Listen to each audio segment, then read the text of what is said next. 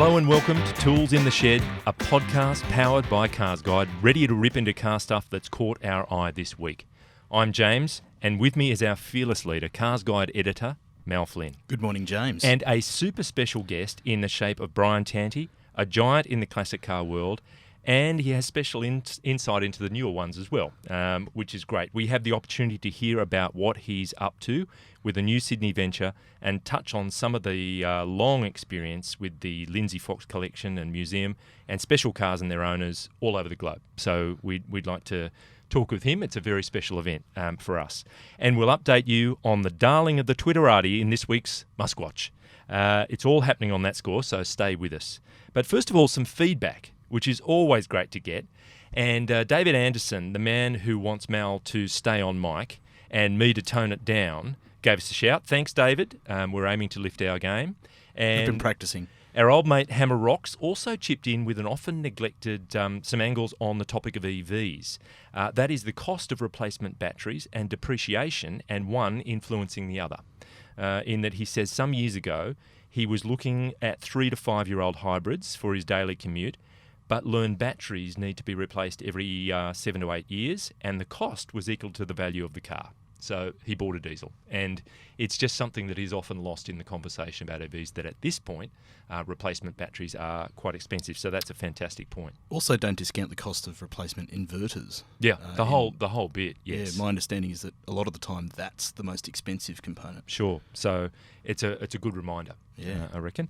Also, Beth Tender has gone completely off chops. She says she's changed her name to Cleary, wants an invite onto the show, is PR manager for NSU. She was at Trabant. Says, in real life, I have an afro. That's me. James Cleary has an afro. I've seen it. Plus, Richard wears knee-high Ugg boots and nothing else. Look, agrees on the need to adjust the microphones, but mainly to obscure our faces on YouTube.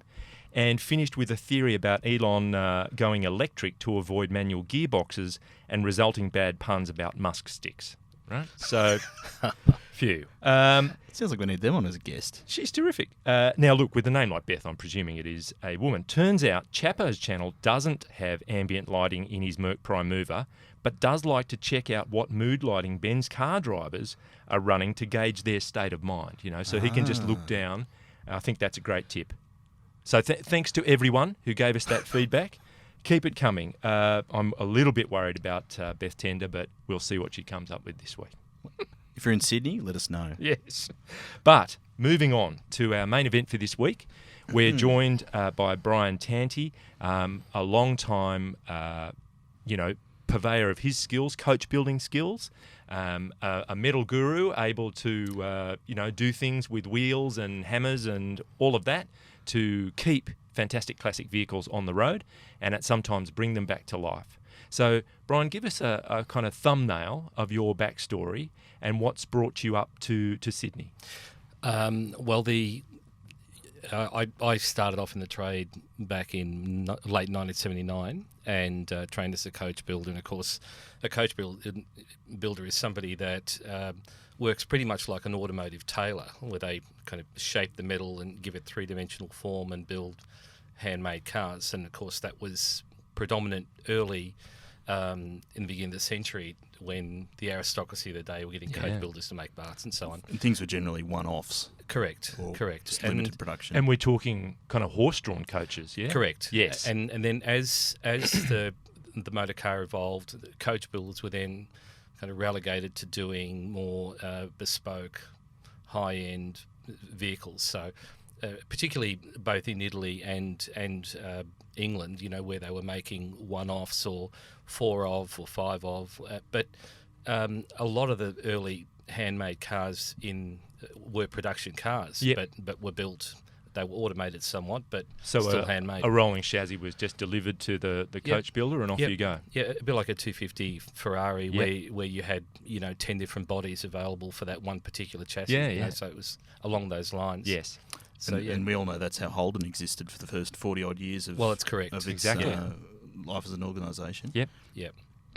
So you were schooled in those skills. Yes, I started off as a panel beater and then went to the UK and spent time there and learnt the craft and came back here and practice the craft here. So because there are some amazing shops in the UK. It's a real hub, isn't it, for that kind of classic car industry? Oh, it is, particularly south where the Vickers aircraft factory was post-war.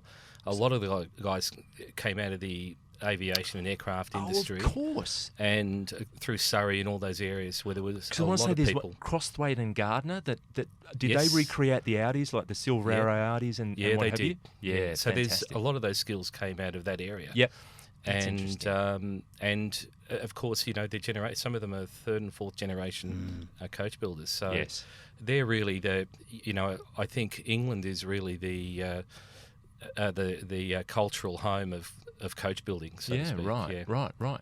So you went over there to do your time and learn all of that. Yep. And presumably came back to Australia or went elsewhere? You came back to Australia? I came back to Australia. Yep. And then started working for a Rolls-Royce dealership in Melbourne, doing a lot of early Silver Ghosts and cars like that, which was a lot of fun. Right. And for R.A. McDermott. And a lot of the guys that came out of that particular hub then were very good at what they did and opened their own businesses, and so we all worked together in one form or another, either contracting or together. Yes, doing many of the early Italian cars that were at the time left in the country, and as they became more desirable, the English collectors were coming over, buying everything rare that was right-hand drive, so very few of them are here today. So you were part of a coach building rat pack that just, That's probably the best way. That's a good way of putting it, yeah.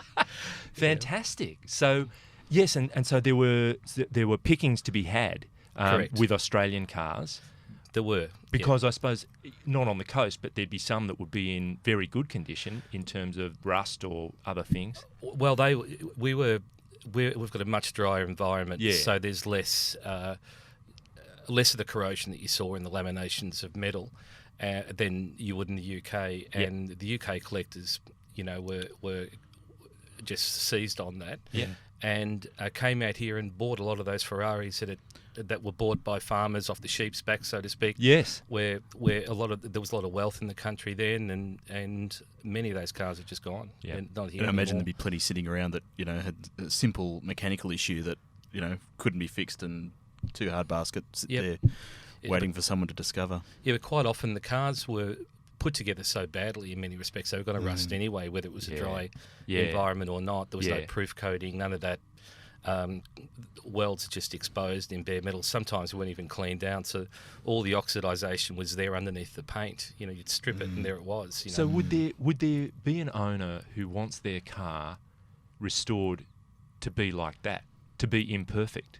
As it came out of the coach builders. Well, there's two schools of thought to this, and there are people that say that want it exactly the way it was, and so therefore everything that goes with it. But then there are others that they modernise it a little bit. For example, where you can't use the original processes anymore, so now everything's waterborne paints. It's harder to get those older nitrocellulose colours now, although you still can get them. They tend to use modern materials to make it a bit more durable, but a lot of what we call in the museum world, the cultural information that goes with the build, all the bad welds and so on, and all of that, you actually build that into the job. So you're curbing your instinct to make it better, but you're simply doing it to preserve that data. Right. So when you look underneath the bodywork and you see all the original hammer marks and crimp marks, some people will body deaden that, and they'll rub it all away and file it, and then make it look beautiful, smooth, like a hot rod, so to speak. Yes. But also just panel gaps in general. Well, correct. The whole build of it. That's the one area where I kind of draw the line. You can't put in a bad panel. No. Well, look, when I worked for Lindsay, it was great because Lindsay had a very good relationship with the Mercedes-Benz, and they would give us a 1-to-1 scale drawing of a Gullwing or a 300 SL Roadster, and would give you all the surface data. It was a 7-metre long drawing, and it'd give you all the surface data to build that car. And when you look at what the designers had drawn, they'd drawn cars and they'd specified very good and tight gaps. They didn't draw bad gaps. I see. But what happens down the production line are two totally different things. So But the drawing gives you permission, correct, to make it right. Yeah, correct. Fantastic. So to me, there's like a mandate there to follow. Yeah. And also when you look at the side elevation of a 300 SL Gullwing or Roadster, you look at the bodywork and where the lines flow from the guard into the door and then out into the quarter panel. There's like a Coke bottle kind of beautiful line through it in the drawings. On the factory built cars, you notice that the door, when it was closed, the quarter panel and the door would run in and then run very, very flat, so the highlight would look different. So if we were making a gullwing door, we would make sure that it had that beautiful highlight in it, So it was closer to the original designs. Yeah. Yes. But then if you were on the inside of the engine bay and so on, all the original welding that looked like it was done by the apprentices more than the tradesmen, we would actually build that into it. So when you look at it and say, oh yeah, that looks pretty original, that looks how it was. So and I think that's really critical. I've seen cars that haven't been done like that, and they end up looking just that little bit different. And for people listening and viewing, the Lindsay reference is to a certain trucking magnate who's a business person with fingers in many pies, but also is a number one car enthusiast and has a collection/museum that you were connected with for a long period of time. Almost 30 years. Yes, exactly. So that was the transition from collection to museum. Were you working with Lindsay when that happened? I was. Yeah. I was with Lindsay when we were first in Hawthorne Road, Caulfield, and it was a tiny, small, 5,000 square foot factory next to a tyre dealership, and then once the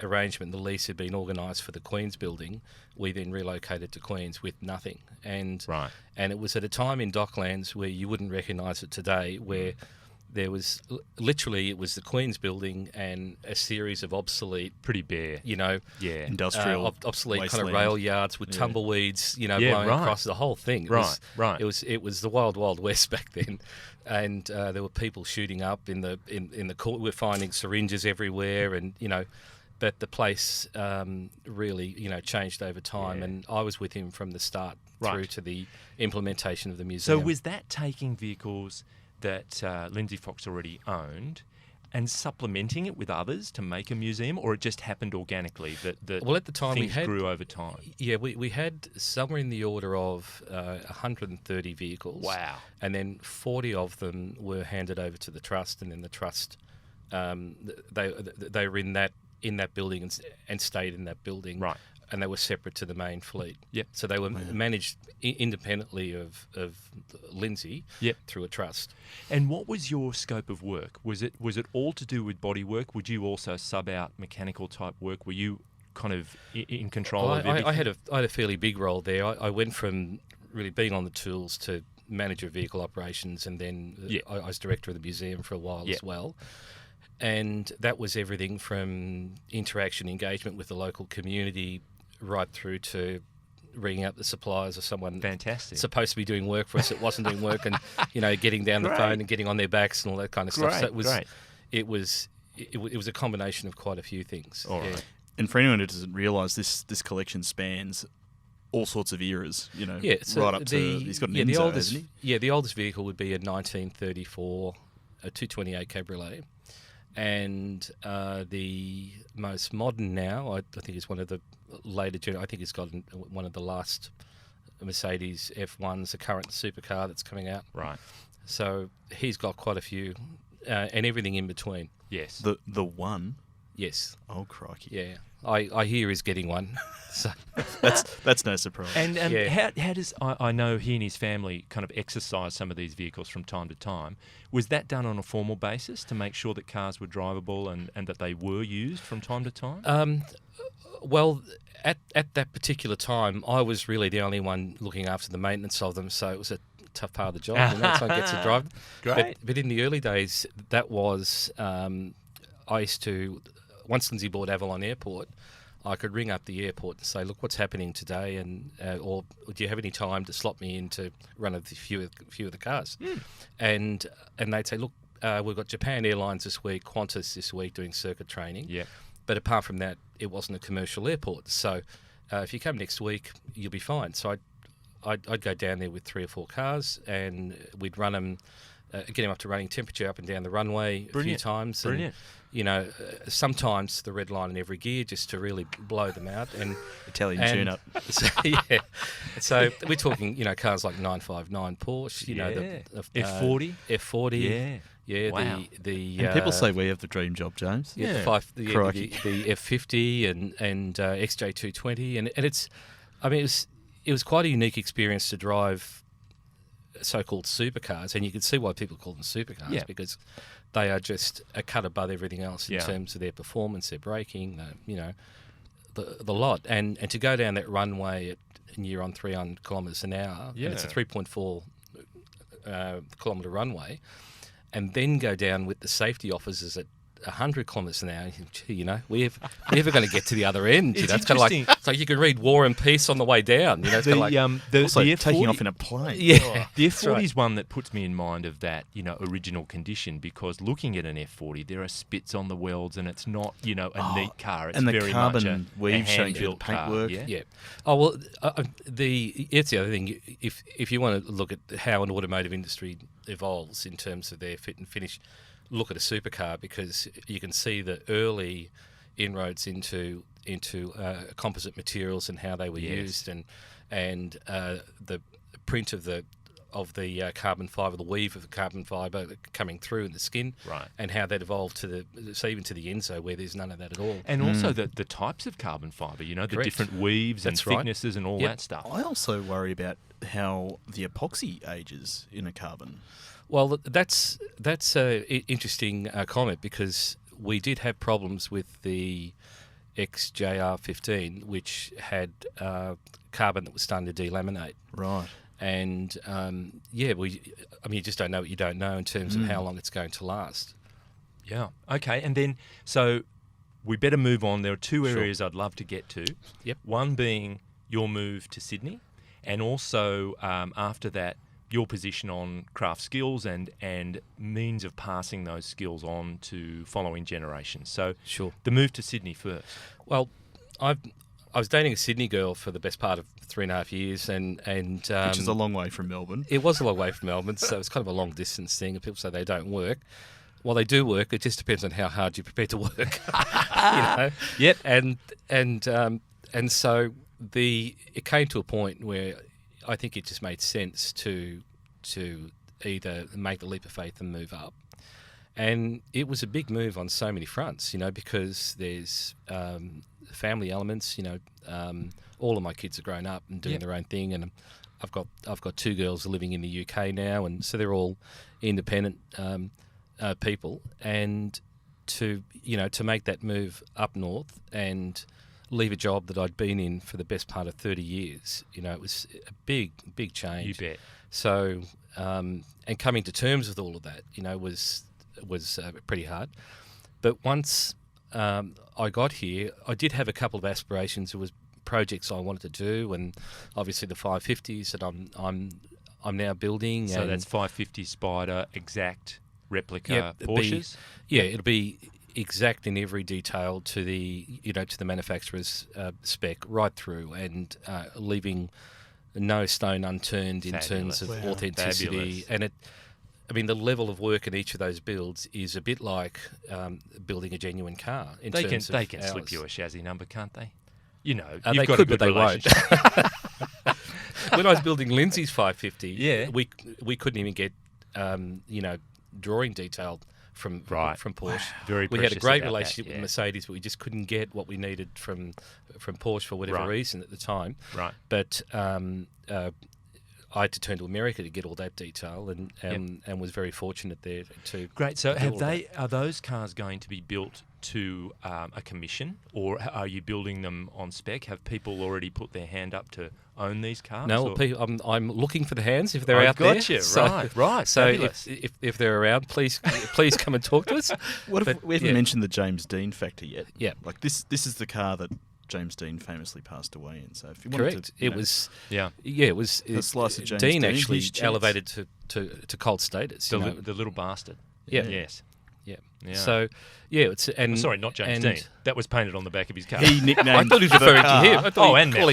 calling. No, that goes without saying. I am little, and from time to time, I have been known to be called a bust.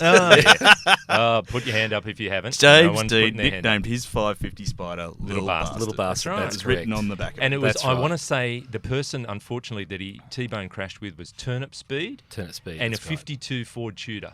Yeah. Yes, because for those who are interested, we do have a story on Oversteer called Death Metal about famous people meeting their Nothing end to do in with a motor music. car.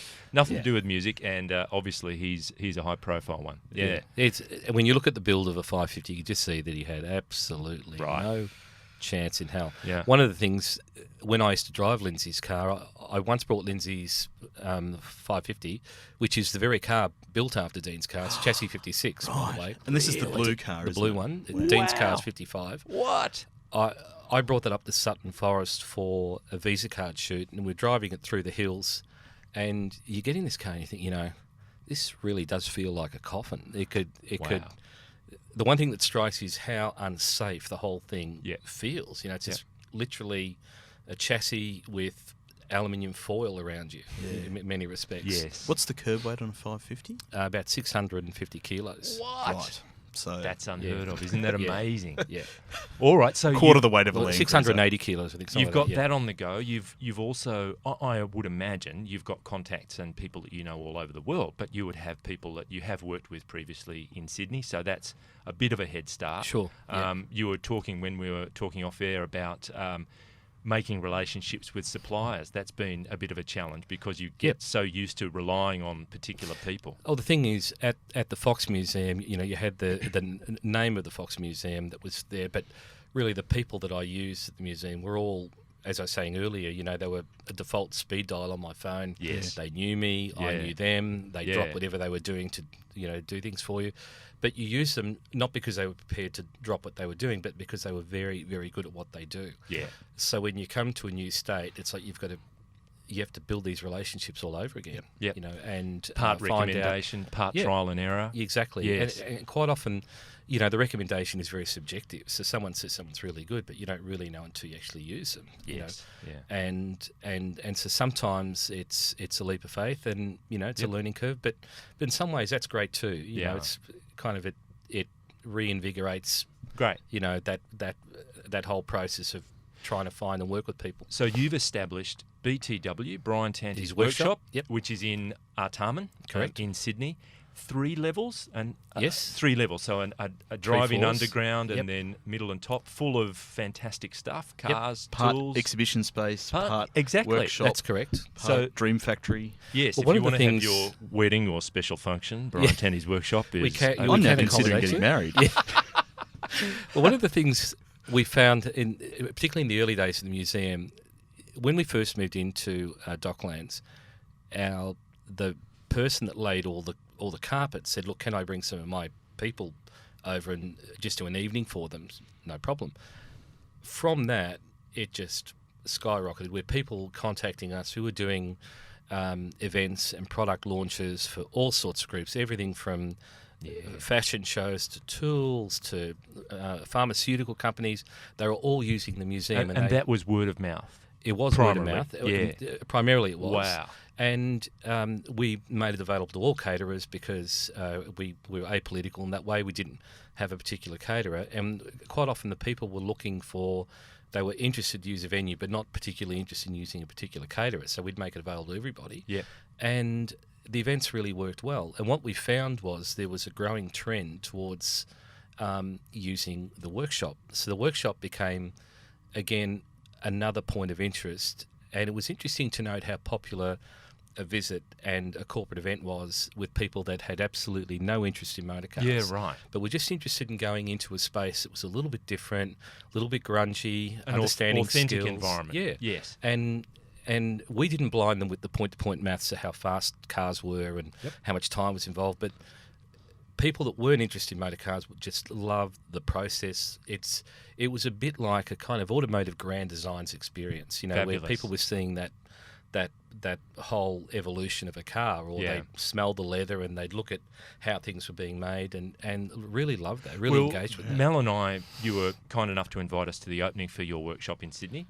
And, we had a lot to look at and can absolutely understand what you're saying. You want to look at every little detail and what's going on, because there's some stuff you're familiar with and other stuff you're not. There's always something to learn. It was fabulous. And it's interesting to see how popular, the advent of these cable television shows about car building. It's like a whole channel dedicated to people building stuff and making stuff. Yeah. And I think that's exotically unfamiliar to a whole generation now. Yeah. And I think that's part of the charm of it. And what we found was that corporate entities were booking the workshop to kind of make some kind of universal or symbolic gesture towards excellence with their product. Got you. And so what I've done is I've taken that concept and brought it up with us to Sydney, and Terrific. Hopefully we can build that business. And you're also a strong and vocal advocate for the development and the passing on of craft skills. Give us your thumbnail version of your philosophy when it comes to that. Wow, it's hard to do in the thumbnail. I know. I spent my old workshop was across the road from the museum, which was part of the visitor experience of the museum, but it was also located within a TAFE college. And I'd spent a lot of time talking to kids at year 10 level, both at schools and tool groups and so on, coming through and looking at what we were doing. And it was interesting to note how there's this perception of that skills had a bad name, like they're dumb, dirty, and dangerous with the 3 Ds they used to say. And there's a lot of kids, I think, are pushed towards higher education, and they get there and they're not overly satisfied with what they've done or what they're doing, or they end up with a mediocre result. And a lot of those kids can take on a trade and have a meaningful life. Yes. And I think we often romanticise that certain white-collar jobs have more intellectual content than they actually do. White-collar work can be dumbed down pretty much in the same way that manufacturing dumbed down trades at the turn of the last century, And so I think that I've tried to be an advocate for that and tried to help people understand that you can have a fulfilling career in a trade. But you've got to get them at an early age. Many forms. Yeah, absolutely. And I mean, I don't know about you, but Mal, whenever you have a crack and you're on the tools and you maybe have a ham-fisted go at fabricating something to make it work again, that's a tremendously satisfying experience. Not everyone's satisfied by that, but a lot of people are. Yeah, well, I think again, it's how you perceive what you're doing and what it's about. Some people like the challenge of it, but there's a lot going on. There's it's not a dumb job to have a trade. It requires the physical circumstances in which you do that work. Varies too much. It requires improvisation, adaptability, circumspection. So if you're someone that likes using your brains at work, you bet. Skills are worth taking a fresh look at. They're not for everybody. The whole bit. And it also opens up a philosophical discussion on how do you classify someone as intelligent or not.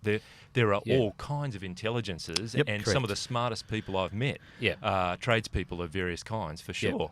And it's interesting to see what happens in Germany, where you get culturally there's a difference. In Germany, you get a smart, aspiring young person that wants to be a tradesman, and in that country, that's a respectable aspiration to have. And it's over 50% of 16-year-olds enter apprenticeship programs. Wow, is that right? Over 50%? Yeah, and it's quite high. And if you look at a lot of the kids that end up in apprenticeships, they'll do a 4-year apprenticeship. They'll do 4 years on the tools. If they're recognised in their company as being worth supporting, the company will fund an MBA for them. Wow. And they end up in senior management, and they've been paid all the way through. They haven't done a double degree in engineering and end up with a HECS debt and then starting off on like $50,000 or $60,000 a year. Yeah. They know the culture of the organisation from the ground up, from the person sweeping the floor to the boss. And they know everything about it, and they're potentially working for a Volkswagen or a Mercedes-Benz, or in the car world. Correct. Germany is so full of those brilliant brands to go and work with. Exactly. Yeah. So and again, here we don't seem to steer kids towards that, and I think it's unfortunate, and I don't think it's serving our children well, because there's a lot of kids out there that are paying high school fees. The parents are paying high school fees, and they're not well served by that education experience. That's true. That's another discussion for another time. But totally. But I think school choices are all about the parents more than the kids. If you really talk to kids about what would you like to do, that would be a good conversation to have. Well, I think there's a lot of parents with this. I saw this at the museum, where you'd show people through. I remember once we did an evening for the RACV, and it was a careers thing. The RACV and Kmart were the largest employers of mechanics in the state at the time. Wow. And we did a series of presentations, and then this couple came up to me with their son, and Mum walked off to go get a cup of coffee, and Dad looked over his shoulder and said, "Oh, my son would dearly love to do what you do, but Mum won't let him." And Mum's father owned a panel shop, and she doesn't want that for her kids. No. I see. And so there's cultural perceptions there, but there seems to be something that says there's this kind of pervasive anxiety among parents that there's only one track for a kid's success, and it runs through university and so on. I don't think it's right, and I don't think we're serving our children well. But also these careers have evolved.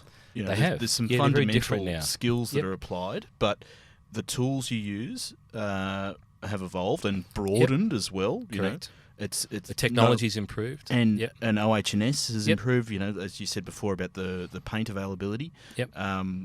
Civilization has ensured that we no longer use the dangerous paints, and if so, we protect ourselves. But I know in your workshop alone, you've got English wheel on one side, and then the 3D printing on the other. Precisely, it's fabulous. It's fabulous. I can't think of anything more high tech than that. Yeah. But now, I think, sadly, time is ticking by. Sure. But, Brian, the URL for your website is? www.briantantisworkshop.com. Fantastic. And there's also Facebook and Instagram, Brian Tanti's Workshop Facebook, and you can see the narrative of every build. We post regularly on there, and some of the stuff we're doing. We post it warts and all. Everything that we're doing gets posted up on there. Great, so there's a medical section for the warts as well. Yes, that's right. any kind of advice on other growths?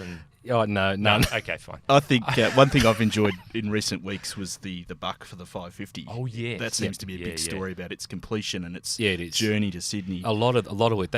We scanned Jerry Seinfeld's car. That was done through Joe Cavalieri in the States, who's a big Porsche 550 guru over there, and 4Cam in general guru. And he gave me the digital data, but the hard data. So we ended up with about 300 drawings, and off that information we were building this buck. And so I wanted to build a buck that was authentic to the way they were done in Germany. I visited the design museum in Munich, and it had the 356 buck up there, and I took some photos, and I was very keen to kind of encapsulate that into the build. So we spent 5 years, or Mark O'Brien, a clay modeller and pattern maker extraordinaire that worked for Holden for many years, spent 5 years part-time making that buck for me. So you end up with skills to do with timber, skills to do with metal, clay. Yep. And photometrically scanning. We can also scan and 3D and rapid prototype work for you in that new workshop. So do you use much 3D printing? We do. You do? Yeah, we do. Yeah. I've recommissioning an old power hammer which was used by German coach builders like Wendler. Wow. And I was contacted by the grandfather's son of the guy who owned the parks company that built the power hammers, and he's given me all the data. So we rapid prototype the anvil end of the power hammer, and we're about to recommission that as well. So it's not just all of that's up online. That's you can amazing. Have a look at it. So now, look, we could sit here until Brian's under pressure and we've got a hot white light shining into his eyes. You're a very disciplined bloke, James. We do have to move in, but move on. Sorry, Brian. We'll talk to you about what's in our garage. This is the section where we look at the car we've been steering during the week. Mal, I'm going to kick it off with you. And you've been a bit cheeky and nominated two, but fire away. Sorry. Yeah. I had a pretty accepted. good week last week. I was down in Melbourne for the lead up to the Formula One.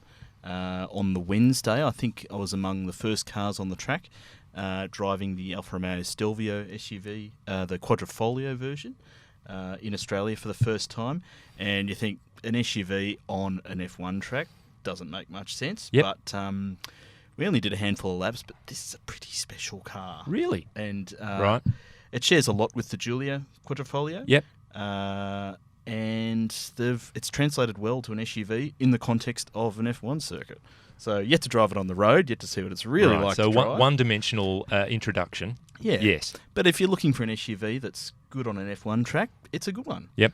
But also, for context and experience, we also had the chance to drive the Alfa 4C, the Giulia Quadrifoglio, the Abarth 595 Competizione, and the Abarth 124 Spider. So the whole Alfa and Abarth. Terrific. Great opportunity. Yeah. On the track.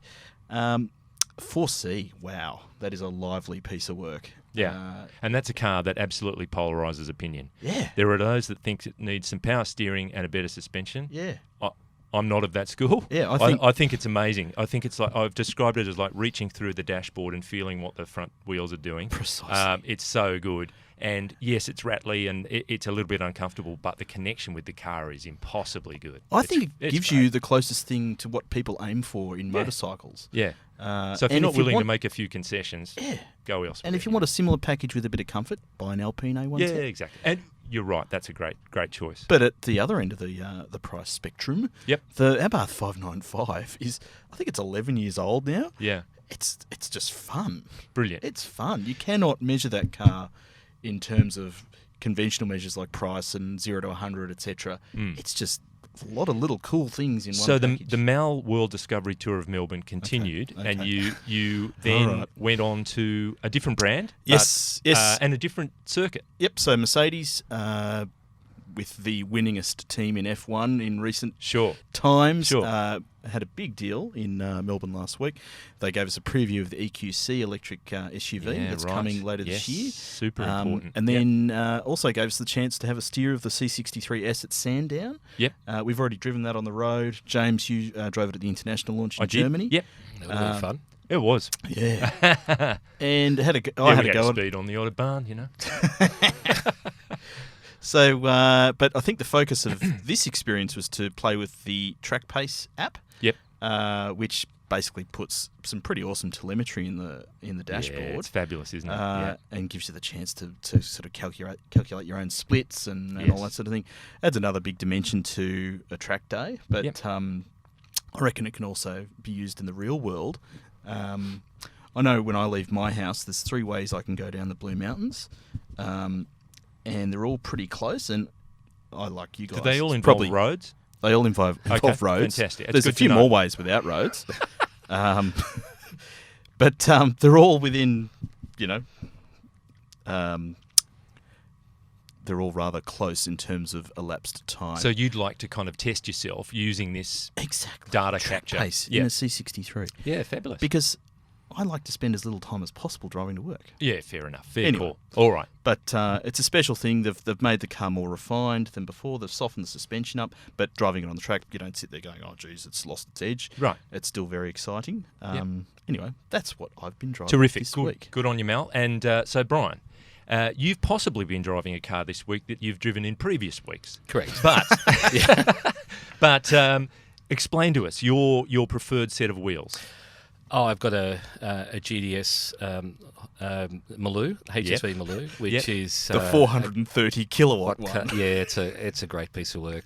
Yeah, it's great. The guys at the HSV Owners Club say it's in grandpa mode because I haven't upgraded, the suspension and all the stuff that they do. But I like it the way it is, and it's a great car to drive. I can still put a 2400 by 1200 sheet in the back between the wheel arches. Great. Which you can't do with a lot of modern utes. Have you got a liner in the tub? I do have they all came with a liner, so I can put gear in there and shut the door down and keep it safe. Yeah. But it is like a sports ute. It's an incredible car to drive, well balanced machine. Is this the Brian Tanti workshop shop use. Shop truck. It is. It is. Fantastic. Apprentices don't get to drive it. No way. Because the thing that struck me at the launch of that drivetrain, I thought this is going to be too much horsepower. How can you actually control it and HSV did a brilliant job. Yeah, they did. Really no bags of job. cement required. On the back.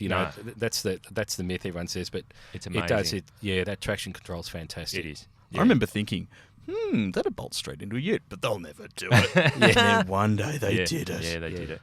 Are you still? Have you still got the Conti tyres on it? No, I didn't.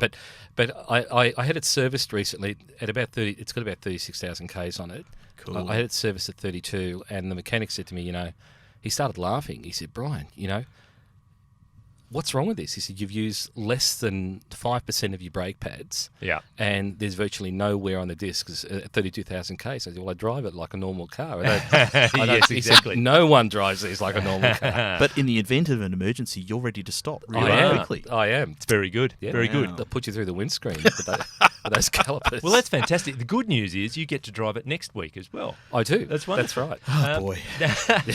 This week, I got to say I've had worse weeks. I went to the launch of the 8th generation 992 911, and that was a Porsche 911, and that was at the Bend Motorsport Park, which is at Tailem Bend in South Australia, and I hadn't been there before. What an incredible facility. Hotel display of various significant vehicles that rotates on a regular basis.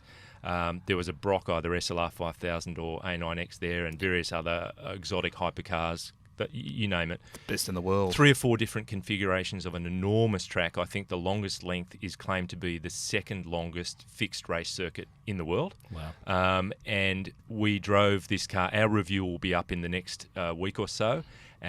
I'll keep my powder dry until we actually publish that. But at the moment, there's a large smile on my face. It was a terrific experience. Mark Webber, Aussie Grit Mark Webber, was there, and he was doing taxi laps with various people, and that was an eye opener. It was just a wonderful experience, start to finish. So stand by for the review, and we've got a video on that one as well. So that should be good. And with that, it is time to move on to one of our favourite segments, MuskWatch.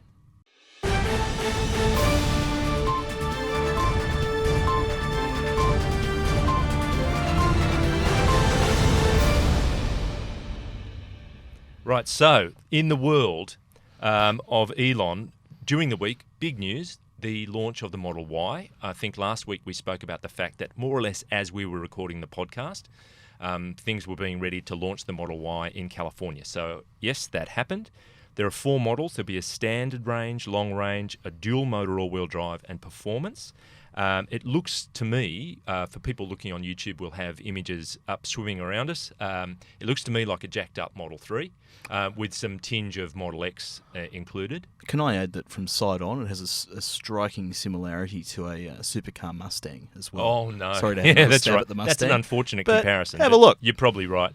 In US dollars, from $39K to $60K, but as per the Model 3, the $39,000 car will launch later on. Early adopters will be asked to pony up for a little more dough.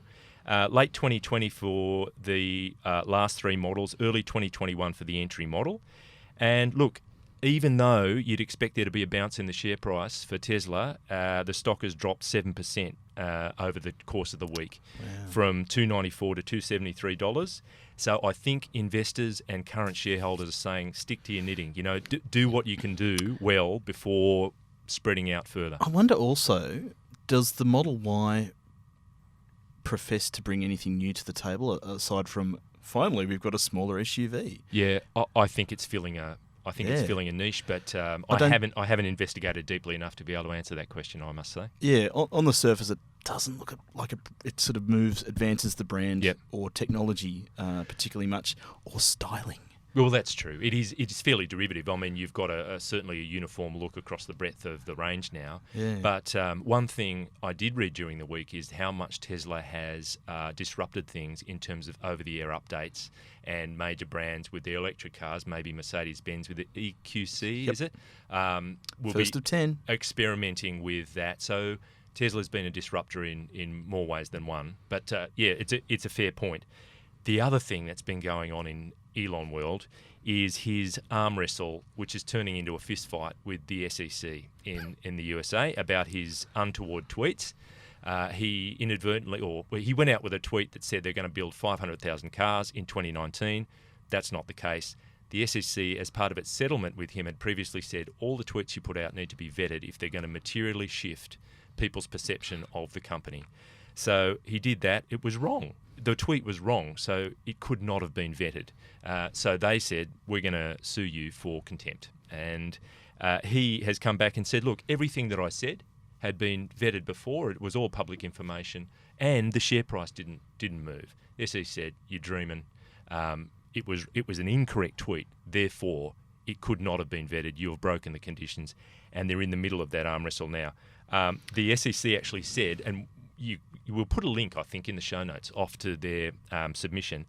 Musk's contention that the potential size of a car company's production for the year could not be reasonably judged as material borders on the ridiculous. So they've come in a very plain language kind of response. It's interesting to read. I like to read, yeah. You'd expect it to be full of legal mumbo-jumbo, but it's like... Not at all. It basically reads like, Elon, you've been naughty. You've been naughty. You've been a naughty boy.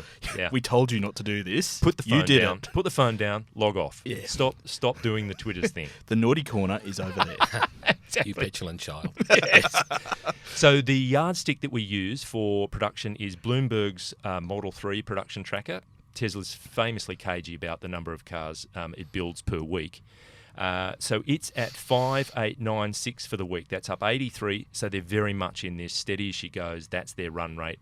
Just sub 6,000 seems to be what they're producing each week. And it's a bit of a barometer in terms of how they're going production-wise. But the share price is not in a happy place at the moment. So I think some shareholders are wising up and saying all this bigger and bigger and growing news, just stabilise the business and get it running and doing the things you're doing now well before taking these next steps. I think that sentiment is coming through pretty clearly. Are they still using the tent, the marquee? Yeah, the wedding marquee next to the main factory in Fremont.